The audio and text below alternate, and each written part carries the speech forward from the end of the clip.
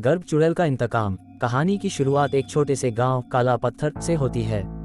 ये गांव घने जंगलों के बीच बसा हुआ था, जहां सूरज की रोशनी भी मुश्किल से पहुंच पाती थी।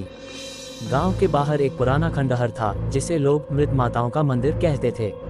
माना जाता था कि यहाँ एक समय में गर्भवती महिलाओं की आत्माएं भटकती थीं, जिन्होंने किसी न किसी कारण से अपनी जान गंवाई थी। राधा और अर्जुन, जो हाल ही में शादीशुदा थे, इस गांव में रहने आए। राधा गर्भवती थी और बहुत खुश थी, लेकिन गांव के बुजुर्गों ने उन्हें चेतावनी दी कि मंदिर के पास न जाएं। अर्जुन ने इसे अंधविश्वास मानकर नजरअंदाज कर दिया। अजीब घटनाओं की शुरुआत। राधा ने महसूस करना शुरू किया कि कोई उसे देख रहा है।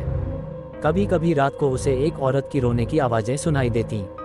अर्जुन इसे राधा का भ्रम मानता था, लेकिन राधा को हर दिन डरावनी घटनाओं का सामना करना पड़ता था। एक रात राधा ने सपना देखा कि एक सफ़ेद साड़ी पहनी हुई औरत, जिसके चेहरे पर गहरे घाव थे, उसके कमरे में खड़ी है। उस औरत ने राधा के पेट की ओर इशारा करते हुए कहा, मेरा बच्चा लौटाओ, नहीं तो तुम्हारा सब कुछ छीन लूंगी। भूत की सच्चाई।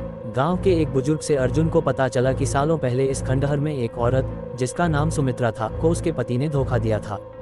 गर्भवती होने के बावजूद सुमित्रा को जंगल में छोड़ दिया गया था। वह भूख और पीड़ा से मर गई, लेकिन मरने से पहले उसने कसम खाई थी कि वह उन सभी से बदला लेगी जो उसके जैसी गर्भवती महिलाओं के साथ अन्याय करेंगे। चुड़ैल का इंतकाम। अगली रात राधा अचानक गायब हो गई।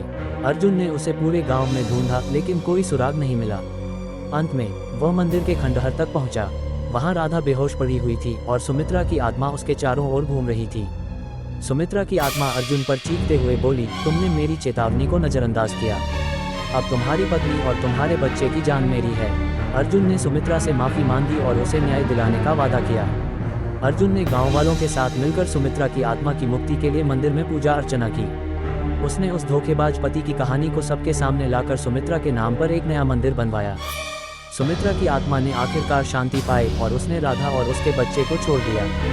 कुछ महीनों बाद राधा ने एक स्वस्थ बच्चे को जन्म दिया, लेकिन वह परिवार हमेशा उस रात को याद करता रहा जब एक गर्भ चुड़ैल ने अपना इंतकाम लेने की कोशिश की थी।